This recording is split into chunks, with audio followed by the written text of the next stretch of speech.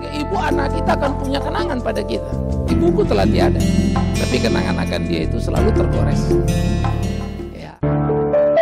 Kami bersyukur dan berterima kasih ya Tuhan. Kau berikan kembali kami waktu bersekutu. Pujian kami naikkan, dosa kami akui. Tapi seringkali terasa mengulang, sulit menemukan perubahan, bahwa kami semakin maju di dalam. Berbelas kasihanlah pada kami, ya Tuhan, tolonglah. Hari ini hari Ibu.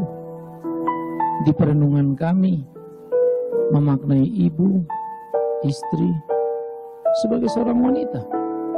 Tahun demi tahun juga kami jalani. Tapi lagi-lagi kami harus menggugat diri. Tak tahu bagaimana mengukur bahwa ada perubahan menuju kemajuan dalam peri kehidupan kami. Tolonglah kami.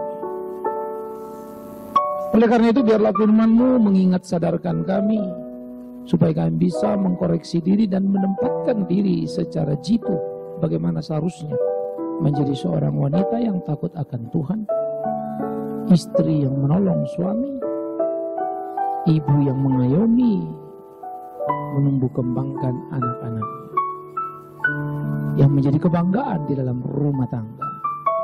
Demi Yesus Kristus Tuhan, kami berdoa, kami memohon. Amin. Silakan duduk saudaraku yang kekasih.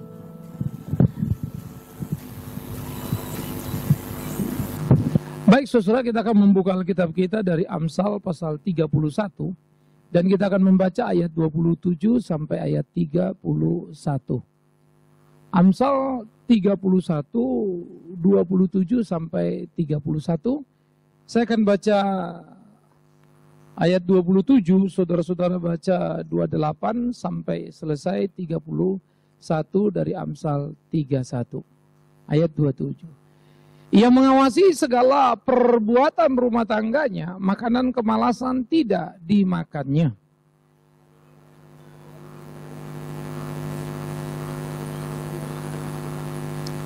Banyak wanita telah berbuat baik, tetapi kau melebihi mereka semua.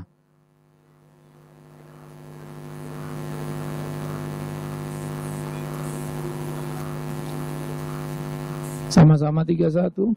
Berilah kepadanya bagian dari hasil tangannya. Biarlah perbuatannya memuji dia di pintu-pintu gerbangnya. Saudara, hari ini hari Ibu dan kita selalu sebagai gereja memanfaatkan.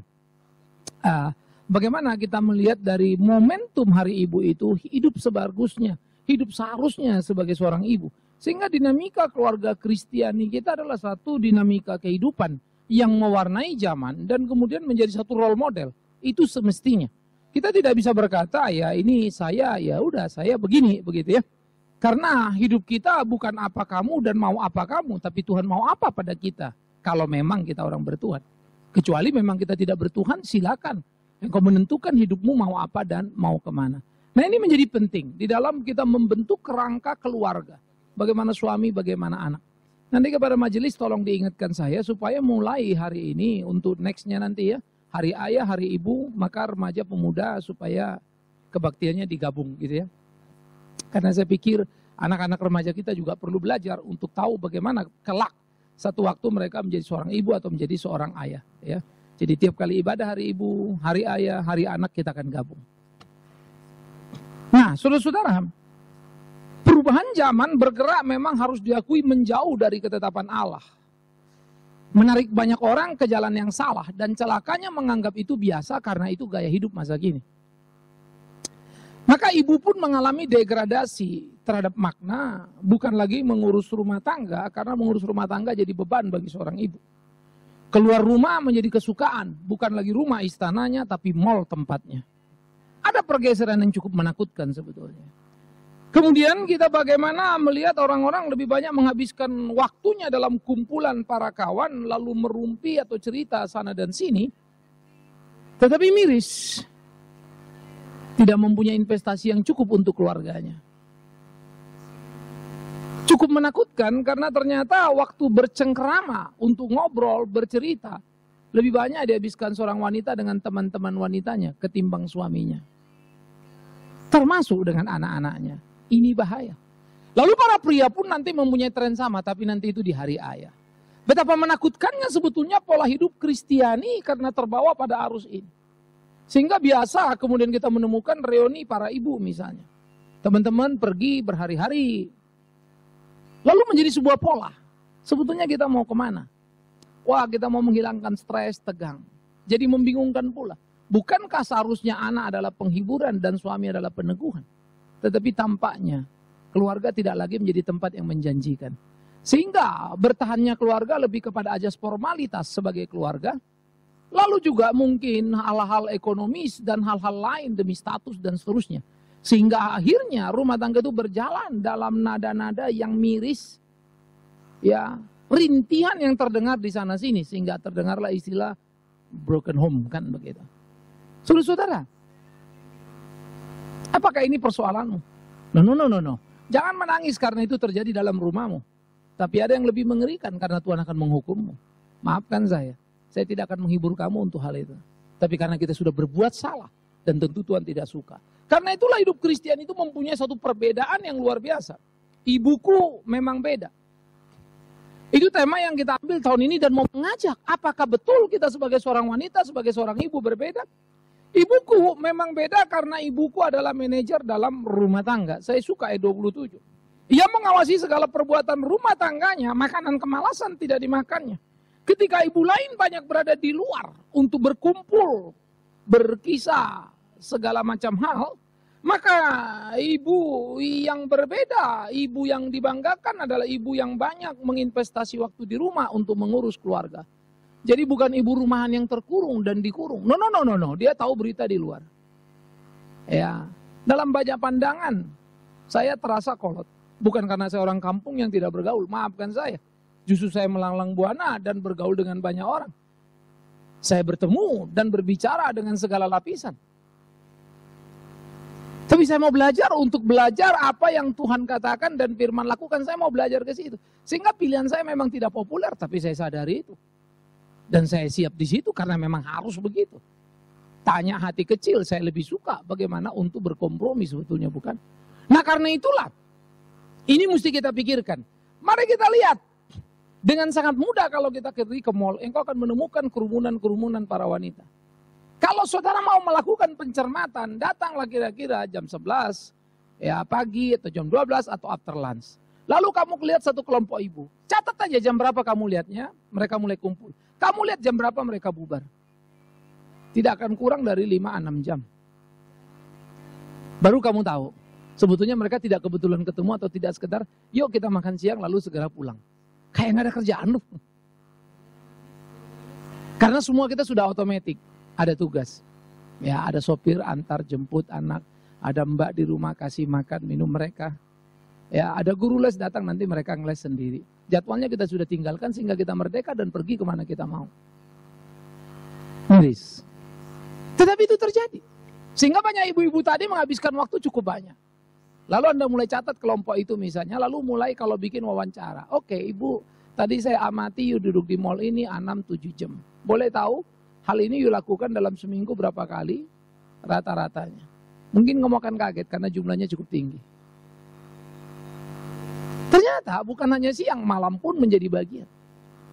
Kemudian muncul sebuah pertanyaan bahwa mereka katanya ngisi waktu. Suami kan lagi kerja, anak-anak sekolah.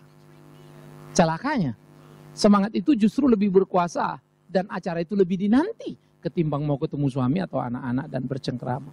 Miris ya. Skala prioritas sudah berubah di rumah.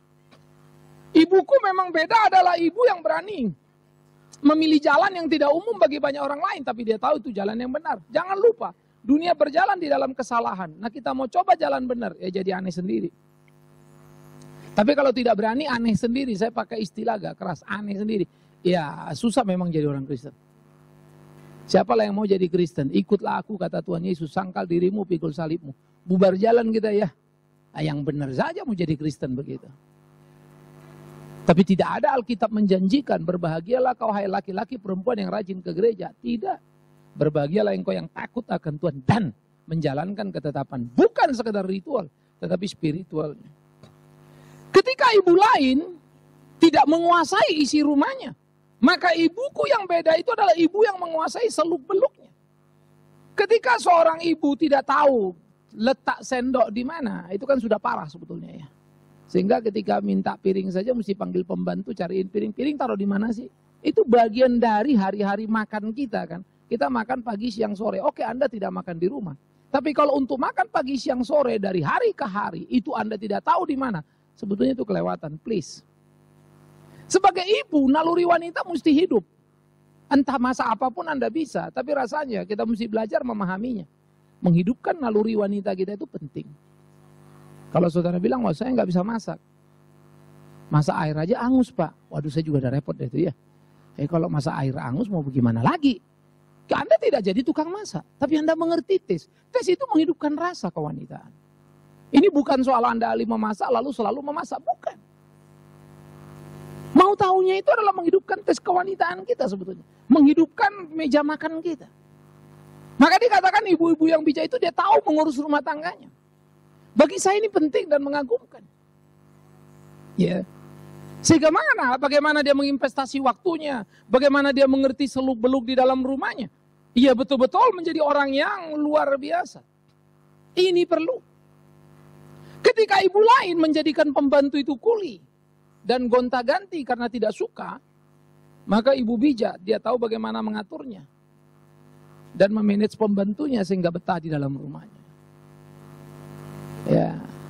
Kadang-kala kalau kita diskusi di rumah ini pembantu kelewatan, ini pembantu semua pasti diskusinya pembantu kelewatan ya, karena kita yang gaji kan. Tapi kan kita nggak pernah bilang kita kelewatan ya, karena kita pikir kalau udah kasih uang kita mau berlaku seenaknya sah dong. Kadang-kadang kita lupa. Pembantu itu bekerja luar biasa. Tadi kita ngeliat video klip. Siapa yang bekerja sehari 24 jam? Setahun 365 hari. Tidak ada gaji. Jangan mimpi bonus. Bahkan kadang-kadang masih menerima caci maki. Ibu. Yang selalu disalahpahami anak. Tapi ibu yang benar. Semoga itu kita. Dan yang gak benar itu yang di luar sana ya. Hanya saja kadang-kadang yang di luar sana sama kita mirip-mirip juga sih. Sehingga penting bagi kita untuk menyadari, penting bagi kita untuk memahami. Betapa sebetulnya ia adalah orang yang bisa mengatur rumah tangganya. Membuat pembantunya itu betah di dalam rumah dan menciptakan rumah. Bukan karena besarnya, sekecil apapun. Tapi tetap suasananya istana. Wis, keren ya. Saya pernah lewat satu rumah. Tapi saya masih bicara eksterior karena di luar. Ya, rumah itu daerah Tanah Abang satu belakang itu lewat motong begitu ya. Ya elah rumahnya udah maju ke jalan, ini got udah dinding langsung gitu. Jadi mesti ada jembatan dari got itu untuk masuk ke dalam rumah itu. Terlalu kecil. Ya, lebar kira-kira 4,5 meter. Tapi saya paling senang kalau lewat situ. Ya, karena di rumah itu ditaruh pot-pot di pinggir got itu dikasih papan begitu, di atas papan itu dikasih pot sama dia. Ya, lalu berapa pot panjang lalu bunga di situ. Ya. Ada bougainville, ada beberapa diatur begitu rumah sehingga dindingnya itu semua kalau lagi berbunga tuh merah semuanya. Wah, saya paling suka ngeliat rumah itu. Dinding rumah itu merah semua. Padahal aslinya sih dinding kayu ya. Ngelihatnya juga busuk dan gak enak. Saya mulai berimajinasi. Eksterior yang begini mestinya interiornya ke dalam keren. Ya, terasa sekali sentuhan wanita. Dan semoga saya tidak salah. Karena akan mengecewakan kalau si ibu nggak ada, ternyata yang ngurus itu si bapak semuanya. Itu juga agak, waduh kok gitu kan. Tetapi saudara-saudara menjadi mengagumkan adalah, wow, ini hebat nih. Rumah yang begitu kecil. Ya, yang kita bilang rumah yang sebetulnya bahannya cenderung kumuh. Tetapi ternyata rumah itu memiliki nilai, memiliki makna yang sangat luar biasa. Nah inilah yang mestinya kita jaga, inilah yang mestinya kita lakoni, inilah yang mestinya kita lihat. Bagaimana memahami, bagaimana mengerti untuk menghadirkan rumah kecil bernuansa istana tadi. Ya. Oleh karena itu ibuku adalah manajer rumah tangga yang luar biasa sehingga dia mencipta hal yang hebat. Ibu yang hebat dengan uang yang pas-pasan selalu bisa menghadirkan penganan di dalam rumah. Dia beli makanan hari ini, Dibelinya singkong lalu di stoknya beberapa bagian. Besok singkong itu bisa jadi singkong goreng, besok lagi bisa jadi singkong rebus pakai gula, besok lagi bisa dia olah jadi bagian lainnya. Sehingga tiap kali kita makan karena semua sudah kumpul, digoreng, ditaruh, apapun rasanya enak, bukan? Dia tidak memasak pagi untuk dimakan besok paginya. Kadangkala lumpah orang susah, lalu dia taruh, dia olah semua sesudah bahan mentah, baku begitu, dia masukkan ke kulkas. Kapan butuh tinggal keluar, tinggal dimasak. Waduh, satu rumah luar biasa. Berapa harga bikinnya? Sangat murah. Jauh lebih murah daripada sekedar menyuruh pembantu beli satu roti. Yang belum tentu juga menimbulkan nikmat. Tapi rumah menjadi kecintaan karena selalu ada. Dan kalau saya cerita ini, saya selalu ingat ibu saya. Ya, yang selalu ada waktu bikin ini, bikin itu. Wah, kalau sudah itu, tidak ada minat untuk keluar rumah. Rasanya pengen bertapa di rumah. Karena ada sesuatu yang kita suka. Bagi saya punya makanan kenangan dan kesukaan. Karena ibu membuatnya. Saya tidak pernah bisa suka makanan kesukaan saya. Singkong direbus, lalu dikasih gula merah. Ya, sedikit agak kental-kental gitu, lalu itu yang kita makan. Makanan murah, saudara. Ya, dan kalau saya ingat itu, saya ingat ibu saya. Ayo makan. Saya ingat itu, saudara.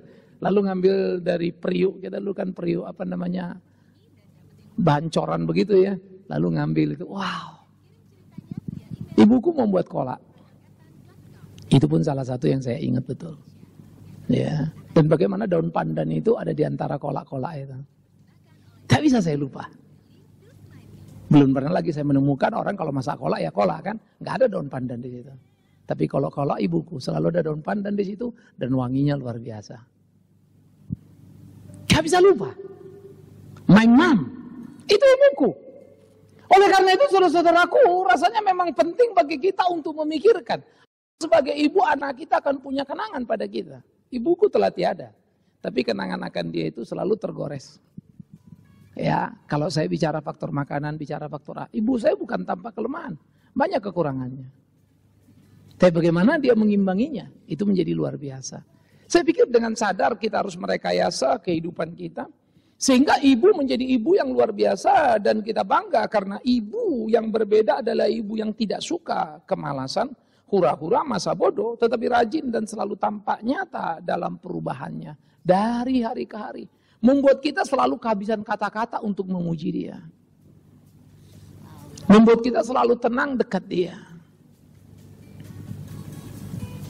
Awas, jangan engkau kalah dengan tekanan zaman. Karena zaman pasti menekan kita. Saya tidak bisa menina-bobokkan saudara, bilang saudara jadi orang Kristen, tidak ada persoalan, tidak ada omong kosong itu. Tekanan hidupmu akan makin berat, tetapi tidak ada satupun alasan bagimu untuk tertekan, lalu engkau lupa panggilanmu sebagai seorang ibu. Ingat itu.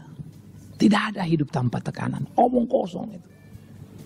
Tapi disitulah pertandingan ibu Kristen itu. Disitulah pertandingan seorang wanita Kristen. Dia tahu bagaimana semestinya dia memainkan perannya untuk menyelamatkan anak-anaknya, membangun satu keluarga. Satu ibu dengan 3 anak, maka dia menciptakan 3 keluarga, bukan? Kalau 3 anak yang dilahirkannya, entah laki, entah perempuan, dididiknya dengan cara luar biasa.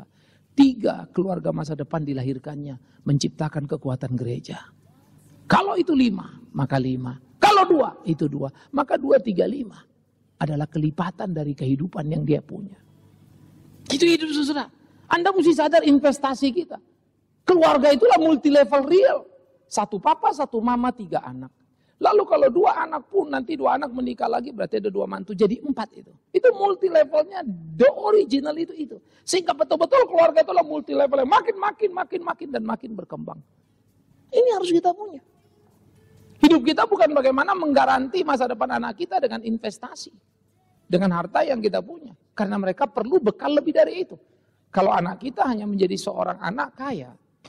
Tapi tidak tahu bagaimana mengelola apa yang ada padanya. Tidak ada jiwa prihatinnya. Enggak perlu tunggu cucu kita. Mereka pun sudah akan menghabisinya. Cucu-cucu tinggal mewarisi utang. Padahal kita mewariskan pada anak kekayaan. Tapi anak kita mewariskan pada cucu kita hutang piutang. Malah dengan setumpuk persoalan yang tidak kunjung usai. Mengerikan bukan? Maka mari kita memberikan nilai itu. Dan ibu-ibu sangat berpotensi karena punya waktu yang banyak di dalam rumah. Bagaimanapun harus diakui jujur, sentuhan ibu sangat mewarnai anak-anak. Maka demi Tuhan yang hidup, investasi waktumu. Berkomunikasi dengan dia. Bukan berarti lagi-lagi jangan salah paham, ibu dikurung gak boleh kemana-mana. No. Itu about plan saja ya. Bagaimana kita membuat rencana yang bijak. Bukan berarti ibu-ibu tidak boleh bergaul dan berkawan. Bukan. Itu tinggal bagaimana kita mengelolanya. Ya. Ini menjadi sebagian yang sangat perlu untuk kita pikirkan, saudaraku yang kekasih. Oleh karena itu, ibu-ibu yang berbeda adalah ibu yang berani menginvestasi waktunya di dalam rumahnya. Ibuku memang luar biasa. Ayat 28 mengatakan apa? Anak-anaknya bangun dan menyebutnya berbahagia. Pula suaminya memuji dia. Wow. Bukankah ibu yang luar biasa? Maka kebahagiaan juga menjadi hak ibu, bukan? Kalau ibu, ya, kemudian anak-anak sangat bangga pada dia. Kalau ibu, kemudian suaminya memuji dia. Ayo, apalagi yang diinginkan seorang wanita? Anak-anak menatapnya, mencintai dan menghargainya. Suaminya bangun, merespek dan memuji dia secara luar biasa. Bukankah itu kebahagiaan seorang ibu? Masa iya satu tas bisa mengubah kebahagiaan ibu? Masa iya satu berlian 10 karat bisa mengubah kebahagiaan ibu? No.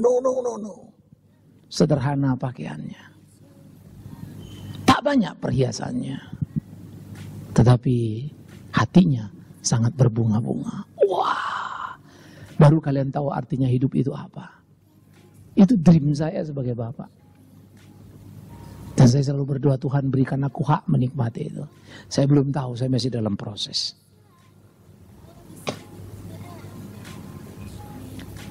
Mestinya itulah yang kita pikirkan dalam hidup kita. Saya tidak terlalu pusing berdoa untuk rumahku, untuk mobil dan lain-lain. Itu tidak ada dalam pokok doa saya. Pokok doaku, kerinduanku. Bagaimana bisa itu? Tapi aku juga harus berdoa. Tolong aku, mampukan aku sebagai seorang suami ataupun sebagai seorang ayah. Untuk bisa memaintain rumah tanggaku dengan baik. Bagaimana saya berdoa lah bilang, Tuhan tolonglah keluargaku bahagia. Tapi saya sendiri tidak berfungsi dengan baik. Bagaimana seorang ibu bisa berharap anak-anak akan menjadi anak-anak yang luar biasa, penuh pengabdian. Tetapi kita tidak pernah menginvestasi waktu untuk sebuah perhatian. Ibu memang luar biasa. Karena ketika ibu lain terlalu asik dengan dirinya sendiri, ibu memperhatikan. Dan dia selalu punya waktu untuk suami dan anak-anaknya. Ibu yang tahu kapan suami itu pergi kerja, mengantarnya sampai ke depan pintu, dan ibu yang selalu sudah siap menanti di kala sore ia kembali. Anak-anak yang selalu merasakan kehadiran mama, sehingga mama memang dengan gesit memakai sisa waktu untuk mengisi untuk hal-hal lainnya demi mendukung bahagia rumah tangganya. Kalau sampai saudara lebih rasa bahagia ketemu teman ketimbang ketemu suami, hai para ibu. Kalau sampai engkau merasa lebih senang ketemu kawan-kawan daripada anak sendiri, saya sudah nggak tahu lagi. Ada satu yang salah dalam diri kita. Please, hati-hati. Jangan benarkan hal itu, ya Pak malung gini. No. Dunia pasti menarik kamu. Ingat, tidak ada yang salah dengan pergaulan. Saya bukan laki-laki yang tidak bergaul. Ya. Dan saya berteman bukan karena urusan pekerjaan. Saya berteman juga bukan karena urusan, oh ini gereja lalu kalian jemaat saya lalu berkawan. Bukan. Saya berkawan dengan banyak orang. Ya. Saya bukan hanya dengan orang Kristen, dengan aktivis pun saya bergaul. Kegiatan saya setumpuk.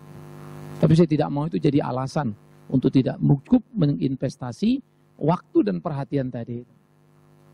Karena itu semua kita mesti bergulat, saudara. Semua kita mesti bertanding bagaimana memenangkan kompetisi kehidupan ini. Ibuku, mamaku yang luar biasa. Sehingga orang selalu sibuk dengan urusannya. Tapi mama selalu pintar membagi waktunya untuk suaminya dan aku anak-anaknya. Wow. Ibu memang luar biasa karena ibuku lain. Ibuku bukan ibu yang suka menggerutu, ribut terus di rumah. Tapi ibu adalah pencipta damai, bahkan penengah bijak di dalam hari-harinya. Ketika papaku mulai emosi, papaku mulai marah-marah, ibuku selalu bisa menciptakan suasana yang tenang. Wah, keren. Sudah Pak, maklum papa, capek kerja di luar. Dia stres, dia punya beban, dia marah di rumah. Karena anak-anak tidak beres. Tapi mama selalu tahu menempatkan diri. Ia tak membela anak-anak. Tapi ia menciptakan keteduhan dan ketenangan yang semestinya. Saudara bisa membayangkan betapa rumah seperti itu adalah sorga. Karena itu jangan tunggu nanti engkau diangkat ke sorga. Ciptakan sorga itu di mana kau ada. Rumahmu adalah sorgamu. Mestinya. Karena Tuhan sudah menebus kita dengan penebusan sempurna. Masa rumah kita bukan sorga kita? Rumah kita harus sorga kita. Pekerjaan kita adalah pengabdian kita. Itu pelayanan kita.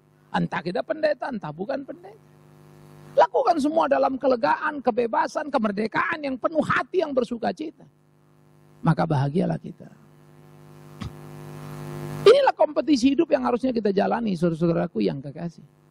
Disitulah seharusnya kita bergulir menciptakan peluang demi peluang dalam kehidupan. Supaya kita betul-betul sungguh-sungguh mempunyai nilai tinggi di keseharian kehidupan kita.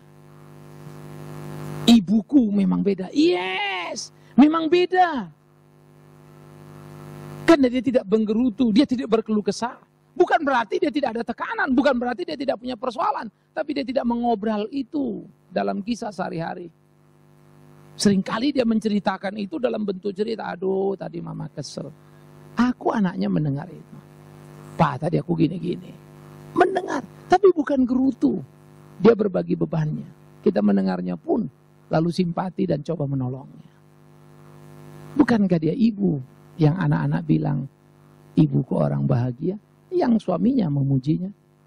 Oleh karena itulah saudara, dalam kompetisi hidup yang harus kita jalani. Bagaimana kita memenangkan perkelahian itu. Bagaimana kita memainkan peran itu. Bagaimana kita mencipta damai itu. Bagaimana kita menjadi penengah bijak itu. Itu menjadi amat sangat perlu. Ibuku memang beda. Karena ketika ibu lain menjadi sumber keluhan. Ibuku luar biasa. Kami memujinya. Karena terbukti hadirnya. Saudara, dalam keluarga broken home selalu orang lari. Dan sayangnya tidak pernah mau menyelesaikan persoalan. Tapi lari dari persoalan. Begini, pergi ini. Jangan jadi pengecut.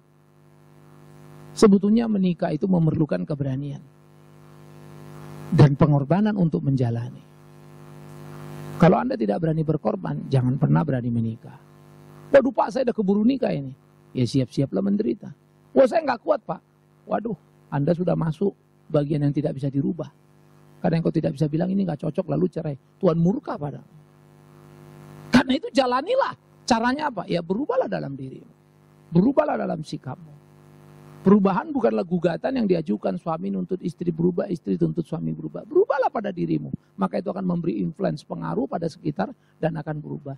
Istri yang berubah makin hari makin luar biasa akan mempengaruhi suaminya. Saya suka Alkitab. Hei istri-istri yang kudus. Betulkah kau kudus? Kalau kau kudus, hendaklah engkau menguduskan suamimu yang tidak kudus. Hebat ya? Emang saya istri bisa apa? Emang kamu tidak bisa apa? Saya mana bisa ngomong sama suami saya Pak? Saya kalau ngomong saya ajak gereja, langsung dia marah. Siapa suruh kau ngajak dia ke gereja? Tapi perilaku hidupmu saja tidak cocok dengan orang ke gereja. Lalu kau mau ajak dia ke gereja, dia akan mencemoohmu. Saya ke gereja supaya jadi seperti kamu. Waduh, kan jadi gawat ya. Ada satu joke kecil, tapi ini the true story bagi saya sebut joke karena memang nyentil banget gitu. Saya nggak pernah lupa dan mungkin sudah berapa kali saya ceritain. Pada waktu saya pelayanan di Jerman, seorang wanita Kristen punya suami orang Jerman. Lalu suaminya itu saya lihat datang pulang. Lalu retreat juga kita pergi, cuman waktu retreat kan 4 hari loh. Saya kok tadi pergi sama suaminya tapi kok kemudian nggak kelihatan, ya. Tahu-tahu nanti pulang datang lagi. Nah lalu saya tanya, ya. Nah pada waktu saya tanya kepada suaminya, apa sebetulnya dan di mana suaminya itu, lalu istrinya bilang apa? Istrinya menarik, ngomongnya luar biasa. Dia bilang begini. Karena saya tanyakan, kenapa nggak ajak suami you masuk gereja? Pak, ini memang pergumulan saya. Ayo dong, suami mesti diberitakan Injil. Itulah persoalannya, Pak. Loh kenapa? Tiap kali saya ngajak dia ke gereja, jawaban dia sederhana, nyakitin, dan akhirnya saya juga nggak bisa bantah, Pak. Kenapa? Dia bilang, untuk apa saya ke gereja? Kamu ke gereja tiap minggu. Kadangkala ada acara tengah minggu juga kamu pergi. Sekarang saya mau tanya kamu, siapa yang lebih on time dalam hal plan di rumah ngerjain ini itu? Suaminya tepat waktu, dianya yang selalu lelet. Lalu suaminya tanya lagi, siapa yang lebih sabar ngurus anak? Istrinya diam, karena memang suaminya cukup sabar ngurus anak. Kalau dia udah marah mau main cubit aja begitu ya. Sekarang cukup dua yang saya tanya. Apakah kamu mau saya berubah dari sabar jadi tidak sabar, on time jadi tidak on time dengan ke gereja? Waduh, itu nampar sekali ya. Saya nggak mau ke gereja nanti berubah jadi kayak kamu. Gedebuk plak, dia istrinya. Bilang, Pak saya nggak bisa ngomong. Langsung saya jawab, sorry, suami kamu benar 1000%. Tapi saya juga bingung kalau kamu tidak berubah. Kalau kamu memang seorang Kristen. Mestinya itu men-challenge kamu. Bahwa kamu udah jadi batu sandungan sebagai seorang yang ke gereja. Gak bisa tepat waktu, gak bisa ini, gak bisa itu. Bagaimana engkau bisa bilang engkau Kristen? Iya Pak, ini memang persoalan saya. No, itu bukan persoalan. Tanggung jawab di mana kamu harus berubah di kehidupan. Saudaraku yang kekasih, pernahkah kita berpikir sebetulnya kita menjadi batu sandungan? Maka ibu yang bijak adalah ibu yang tidak menjadi batu sandungan, tidak jadi sumber keluhan. Karena dia ibu yang selalu dipuji karena hadirnya. Dan peran yang dimainkannya membuat orang belajar ingin seperti dia. Tepat waktu, ingin seperti dia. Sabar, ingin seperti dia. Bijak dan seterusnya. Wow. Saya suka Amsal. Satu perbuatan lebih bernilai daripada 1000 perkataan. Memang wanita ditakdirkan banyak berkata-kata ya. Berapa ribu sehari begitu ya. Saking kebanyakannya lupa stok kata-katanya itu 75%. Stok keluh kesah itu ya. Kata-kata bermutunya jadi kurang. Karena itu supaya banyak berkata-kata bermutu, banyaklah baca Alkitab ya. Supaya stoknya banyak di otak kita, kata-kata bagus itu ya. Paling tidak kita mengingat itu, lalu terpanggil untuk melakukan. Kalau nggak tahu, mau apa yang dikerjakan? Ya. Oleh karena itu, ibuku damaiku, ibuku pusat pengaduan, ibuku luar biasa, dia rekan kerja Allah, rekan kerja ayah, di mana ayah selalu bilang, untung ada mama. Wow. Untung ada mama. Belum pernah aku dengar ayahku berkata, menyesal menikahi mama. Kalau itu yang terjadi, bonyoklah semuanya. Hebat ya. Karena itu saudara-saudara, kekaguman seperti ini harus kita tumbuh kembangkan dalam hidup kita. Ibuku memang beda. Banyak wanita berbuat baik, ibuku melebihi. Ya, itu ayat yang ke 29 sampai 31. Ya, kenapa? Karena ibuku adalah ibu yang cinta rumah. Kehadirannya sangat luar biasa di dalam keluarga. Dan ibu adalah ibu yang punya tujuan hidup. Saudara, banyak sebetulnya ibu-ibu jadi ibu gak ada tujuan hidup dan cuma jalani hari dan mau menghabiskan hari. Demi Tuhan yang hidup. Kalau itu yang ada di benak kalian, menghabiskan hari dan cuma jalani hidup ini, kalian wanita paling celaka. Dengar kalimat saya. Wanita harus punya tujuan hidup. Ketika dia menikah, dia punya tujuan pernikahan. Bersama suami menyatu. Ya, bagaimana untuk melahirkan keluarga yang memuliakan Tuhan. Nah, itu pelayanan kita. Sehingga tadi 2 anak menjadi 2 keluarga yang memuliakan Tuhan dan seterusnya. Karena itu ibu itu punya tujuan. Bagaimana dia mengawasi anak-anaknya. Menolong anak-anaknya. Sehingga anak-anak ini tepat dalam memilih pasangan dan seterusnya. Lalu bagaimana kemudian nanti dia punya cucu. Dia masih bisa melihat. Membawa mereka untuk bisa dekat kepada Tuhan. Karena maklum anak-anak muda, keluarga-keluarga muda selalu banyak kurangnya. Lalu diisinya di sana. Bukan mencampuri dan menguasainya. Lalu menginvestasi kekuatan ke sana untuk mengatur-atur semuanya. Bukan. Jangan pernah beli anakmu. Karena engkau akan kecewa pada akhirnya. Jangan pernah mau menguasai mereka. Karena engkau akan hancurkan mereka dalam hidupnya. Tapi lepaskan mereka. Bangun jadi keluarga. Namun tidak bisa lepas tangan. Ya, karena itu ibu lain boleh baik, tapi ibuku punya tujuan dalam baiknya. Dia tidak sekedar baik supaya orang lain baik pada dirinya. Ibuku seorang yang benar, cinta Tuhan. Dan dia selalu lakukan apa yang mesti dilakukannya di dalam tugas tanggung jawabnya. Ia rindu bagaimana keluarga itu bersaksi tentang Tuhan yang hidup itu. Wow. Banyak wanita yang baik, tapi ibuku lebih dari. Wah, saya suka sekali gambaran Amsal ini ya. Ini sangat strong begitu. Kemudian yang kedua, ibu-ibu lain ya berbeda dengan ibuku, karena ibuku tidak mengejar kemolekan yang semu. Ibu tidak mengejar kecantikan yang semu, sehingga ibu tidak rajin untuk gunting sana, gunting sini, setrika sana, setrika sini gitu ya. Jadi keriput karena nggak pernah disetrikanya. Yang lain rapi karena disetrika gitu ya. Jahit sana, tarik sini. Kita tidak pernah puas dengan hidup ini. No. Ya. Ada bagian-bagian di mana kita memang mengatasi hal-hal yang menjadi semacam cacat yang perlu diperbaiki. Welcome. Tapi saya kagum pada kekuatan yang dikatakan Amsal. Karena kekuatan seorang wanita yang disebut inner beauty, itu nggak bisa dibantah. Ya. Maka inner beauty kelembutan seorang wanita. Inner beauty itu pengertian seorang wanita. Itu membuat kita, wajah cantik, maafkan saya saudara-saudara. Kalian dinikahi cantik ya, kira-kira berapa tahun lah itu ya. Nggak lama lagi juga ketimpa air panas lah, selesai lah semuanya. Masa sih kita urusannya sampai ketimpa air panas apa enggak? Tabrakan apa kagak? Masa lalu cinta saya udah berkurang pak, wajahnya udah beda. Ketika wanita berkompetisi seperti itu, maafkan, engkau sedang berkelahi dengan ketakutanmu sendiri. Wah pak, kalau istri nggak ngurus diri, suami selingkuh. Itulah salahmu, karena kau mau membuat wajahmu menjadi ukuran menahan suamimu supaya betah padamu. Kau lupa. Kemarin umurmu 25, sekarang sudah 35. Kau lupa, ada gadis sekarang berumur 25, seperti kau 10 tahun yang lalu. Maka suamimu pasti melihat dia. Itu 35, 45, siap-siaplah kau, sudah 2 sainganmu. 55, 3 sainganmu. 65, 4 sainganmu. 75, mati kau sebelum mati. Karena suamimu sudah terlalu banyak simpanannya. Terlalu banyak yang muda. Karena kau mau mengikat dia dengan kemudahanmu yang gak mungkin kau pertahankan. Gak bisa itu. Tapi perilaku hidupmu, moralitasmu akan membuat dia berpikir ketika mau berbuat salah.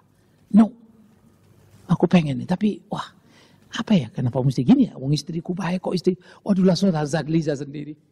Omong kosong pria ketika tidak pernah berpikir untuk berbuat dosa bukan?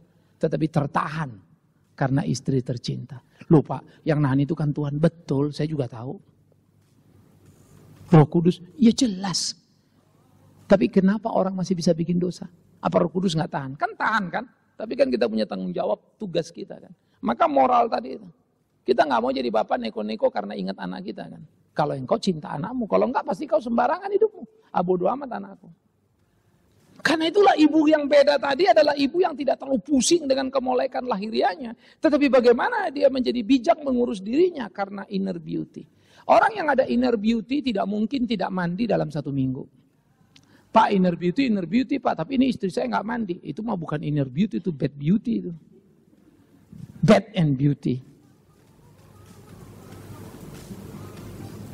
Ya. Jadi pada waktu kita mau bilang bagian-bagian seperti itu dalam hidup kita, ya, bagaimana kemudian memahami realita itu, maka harusnya adalah satu pemahaman yang penuh dalam hidup kita yang kita lakoni, saudara. Seorang ibu yang betul dibilang mempunyai keindahan dalam hatinya, keluar akan menjadi wanita bertanggung jawab. Dia bersyukur untuk tubuhnya dan dia akan mengurusnya dan merawatnya. Tapi dia tidak merombaknya. Ya, saya pikir ini penting. Ya. Ini yang saya pikir harus kita lakoni dalam hari-hari kita. Dia tahu bagaimana mengurus. Kalau ingat orang-orang dulu ya, ya ada sedikit flag. Saya kalau ingat, bagaimana wanita kalau mau dimotong timun di rumah ya, mau makan timun nih, timunnya enggak, memang bukan tiap hari, tetapi ketika timun mau dipotong diulek-ulek kan keluar getahnya, ditaruh ke muka, gosok-gosok terus timunnya mau dimakan. Jadi belum dibuang dipakai semua. Jadi saya pikir-pikirnya, kadang-kadang sekarang sudah saya gede, tuh timun kita makan ya, Tapi mama udah pakai duluan tuh buat kosmetiknya. Habis itu baru kita makan sisanya sebetulnya. Dia potong ujungnya kiri kanan, ujung-ujung dia putar kan. Keluar itu agak apa sedikit getahnya itu taruh di sini bagus sekali untuk pori-pori, segar setengah mati. Dia korek. Baru timunnya dibelah, baru kita makan deh. Apa yang kita makan? Sisa kosmetik mama. Kira-kira itu judulnya ya. Tetapi yang saya lagi berkejar lah, dia nggak ngabisin, toh timun itu memang mau dimakan. Dan kalau makan timun itu memang ujungnya dibuang sedikit, agak pahit ujungnya itu. Ya, jadi dia bikin begitu. Pinter loh. Dia bikin untuk nih, baru dia buang. Saya pikir, hebat loh. Sehingga banyak hal di rumah itu kalau kita bilang orang-orang bijak itu, kalau rumah kita dulu kan rumah kampung, halamannya gede ya, pohon banyak tumbuh, ada aja obatnya. Ini buat ini buat itu. Oleh karena itu suruh saudara, ia mengurus diri, dia urus dirinya. Dia rapi.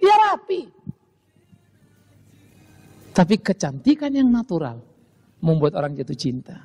Aduh, mama luar biasa. Kenapa? Wajahnya cantik, senyumnya itu yang membuat daya tarik. Ada orang wajah cantik, lebih cantik, tapi senyumnya itu serem amat. Kayak melototin orang. Kalau cewek cantik melototin kita, dari nafsu kita jadi benci ya. Buset, mau dipelototin begitu. Apa lu? Saudara, kecantikannya langsung hilang, yang kita bayangkan dia macan. Karena itulah kita penting untuk menempatkan diri kita dengan cara yang pas. Ibu tidak mengejar kemolekan tadi karena dia puas diri. Ibu dipuji bukan karena kecantikannya, lahiriah, tapi kualitas hidupnya. Perbuatan benar dan baik itu dikatakan, berilah padanya bagian dari hasil tangannya. Biarlah perbuatannya memuji dia di pintu-pintu gerbang. Istilah pintu-pintu gerbang adalah lalu lalang di mana orang keluar masuk. Artinya menggambarkan masyarakat kehidupan sehari-hari. Biar semua orang yang lalu lalang memuji dia karena perbuatan baiknya. Maka kita harus memberikan upahnya. Upah bagi dia apa? Pujiannya. Berbuatlah baik, maka engkau akan memaksa semua orang memujimu. Jangan minta dipuji orang, karena semua orang akan menghinamu. Karena pujian tidak bisa dipaksakan. Saya suka Alkitab, saudara. Dan saya akan berkelahi di sana. Saya suka Alkitab dan saya mau belajar itu terus. Ya. Saya kemarin agak satu kalimat, cuman saya terus ingat-ingat orang siapa kemarinnya. Pak Bigman lagi. Apa kabar? Karena kita kemarin pergi di ada pernikahan gitu ya. Jadi kita lagi duduk di kursi. Pak Bigman, kita satu kursi lagi Pak. Iya. Wah kemarin. Rupanya ketiga kali. Tapi saya sendiri gak ingat siapanya Pak. Iya Pak, gimana kabar Pak? Iya, sering-sering ketemu kita. Nanti kan jadi berteman ya. Kan sekarang udah berteman. Saya begitu aja ya. Sambil tepok-tepok dia. Tapi sembari pulang saya mikir-mikir tuh kemarin ketemu di mana? Ya. Tapi karena ketemu di pesta 3 kali. Saya lupa nih siapa gitu. Sampai saya pulang. Ya. Akhirnya saya mempunyai banyak teman. Dan kemudian kita ngobrol-ngobrol.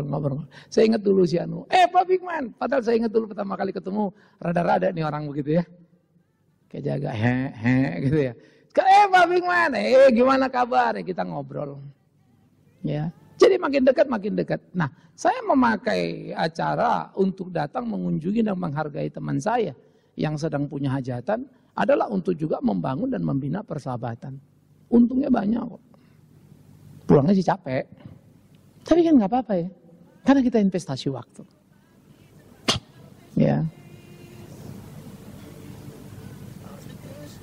Lalu kita ngobrol-ngobrol, lalu selesai dan kita jalan. Si Anu ini, si Anu itu. Kita menonton bagian-bagian yang unik-unik lah. Saya udah mau pulang. Ya. Buduk. Pas Panglima balik yang kerubuk-kerubukan semua. Kita ngeliatin aja diantar ke mobil balik. Pak Bigman. Kenapa? Pada ada apaan tadi kerubukan? Oh enggak Pak, ngantar. Pak naik lagi Pak, naik saya ada di bawah. Ya. Rupanya mereka sudah satu orang bisik sama saya. Pak, mereka ini lagi panas-panasan minum. Lo minum, gue minum, lo minum. Adu-aduan gitu kan. Terus saya disuruh naik lagi, mau diajak supaya minum lagi. Bayangkan kalau aku naik dan minum. Besok gak datang, kenapa? Mabok Pak Bigman. Mati gak? Ya. Tetapi bagaimana menikmati hari, lalu bercanda dengan kawan-kawan karena saya tahu ukuran mereka. Saya bilang besok saya mesti khotbah 3 kali. Ya, gue naik ke atas, ikut minum, kita adu kuat yuk. Tapi salah satu dari kalian pulang sekarang untuk gantiin saya khotbah besok 3 kali. Karena besok saya udah gak bisa khotbah nih kalau minum kan itu. Oh bapak ini, iya minum itu mah gampang, khotbah itu yang susah. Jadi kalau gue mau naik, lu pulang. Tidur, siapin khotbah 3. Tapi kalau lo naik, gue yang pulang. Sebetulnya sih cuma bercanda, tapi pelok-pelokan. Oke Pak, jalan. Hanya sebetulnya saya bisa bilang enggak kok. Bisa nangkap ya. Tapi itu menciptakan keakraban. Saya mesti pilih kalimat. Ayo Pak, ayo jalan. Ya kita pulang. Saudara, saya membayangkan seorang ibu yang dengan lugas, dengan jeli memainkan perannya. Saya membayangkan seorang ibu yang kemudian dengan penuh cinta kasih dan kemudian membuat orang-orang bilang, itu siapa? Oh itu mamanya loh. Mama lu baik amat ya orangnya. Makanya teman-teman kalau di rumah anak-anak kita bilang selalu mereka bangga. Wah kalau mamanya betul-betul menjadi satu kisah. Orang-orang bangga, anak-anak bangga. Mama lu baik lu tadi. Tapi kalau kemudian orang-orang tua ini berlaku hal-hal yang salah, maka bagaimana kemudian anak-anak itu akan rasa tidak respect kan? Gara-gara mama saya jadi malu, mama malu-maluin aja. Nah saudara-saudara aku. Brian, stop. Jangan lari ya. Kemudian bagaimana kita bisa belajar ya, mengerti apa yang menjadi kehendak Tuhan itu. Sehingga dengan demikian, mamaku memang beda, ya, sehingga mama itu betul-betul memberikan impact dalam kehidupan itu. Nah biarlah sebetulnya ini menjadi harapan kita. Saya tidak tahu sejauh mana anak-anak bangga pada kalian sebagai ibu. Tapi saya harap itu beban mental kita, beban moral kita, supaya anak kita bangga pada kita. Saya tidak tahu seberapa suami-suami memujimu, tapi saya kira itu jadi kompetisi yang harus kita selesaikan. Ya, supaya betul suami-suami respect pada kita. Biarlah itu menjadi bagian kita. Kita jalan di situ untuk kemuliaan namanya. Tuhan menolong kita, selamat menjadi ibu yang berbeda. Tapi tolong jangan bilang, Pak minggu depan Bapak lihat saya berbeda. Kenapa? Karena saya mau operasi. Bukan itu maksud saya. Tolong jangan salah paham. Ya, kau operasi, suamimu yang menderita.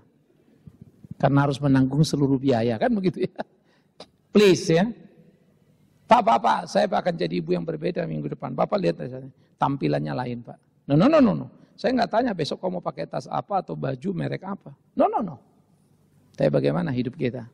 Selamat berkompetisi untuk menemukannya. Dan saya harap kita tidak menjadi orang-orang yang kemudian menjadikan itu hanya sekedar pemuas telinga, tapi betul-betul semangat untuk kita berubah menjadi seperti yang Tuhan mau. Kita tunduk kepala, kita berdoa. Terima kasih Tuhan. Ibuku memang beda, biarlah jadi kebanggaan anak-anakku. Ibuku memang beda, harusnya menjadi gairah di hidup keluarga. Ibuku memang beda, maka papa memujinya. Papa merasa tenang kalau ada mama. Keluarga kita akan mempunyai masa depan yang cerah. Kami berdoa Tuhan, tolonglah, tuntunlah, bimbinglah, supaya hidup kami terus seperti yang Tuhan mau. Kami berdoa ya Tuhan, kuatkanlah, teguhkanlah, hidup kami berkenan kepadamu. Terima kasih untuk semuanya. Biarlah kasih-Mu makin nyata di hari-hari kami, nama Tuhan dipermuliakan. Demi Yesus Kristus, sumber berkat, kepala keluarga. Kami berdoa, kami memohon di hari ibu ini. Berdoa untuk para ibu. Supaya Tuhan menolong mereka, memimpin mereka, menopang mereka. Sebagai suami, ajar kami mengasihinya, sebagai anak menghormatinya. Biarlah ibu kami menjadi seperti ibu yang digambarkan Alkitab. Keluarga kami, keluarga yang berbahagia. Dalam nama Tuhan Yesus Kristus, kami berdoa. Amin. Kita bangkit berdiri, saudara, kita akan sama-sama mengikrarkan pengakuan iman rasuli.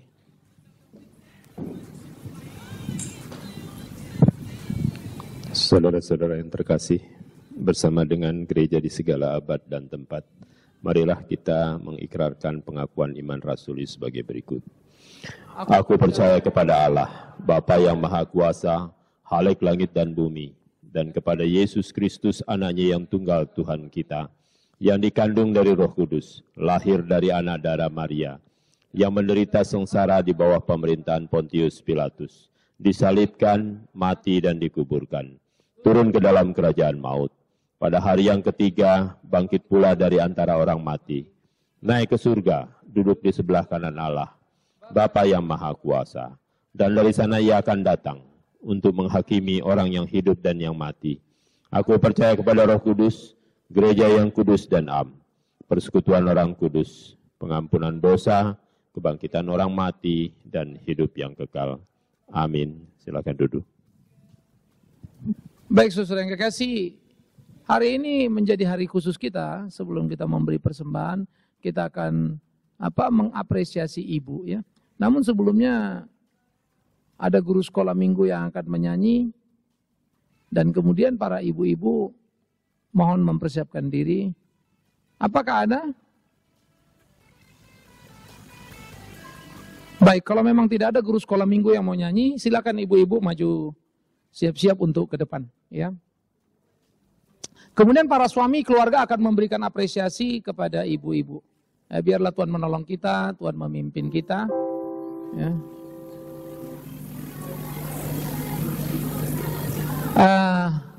Di waktuku masih kecil. Di doa ibuku, sorry.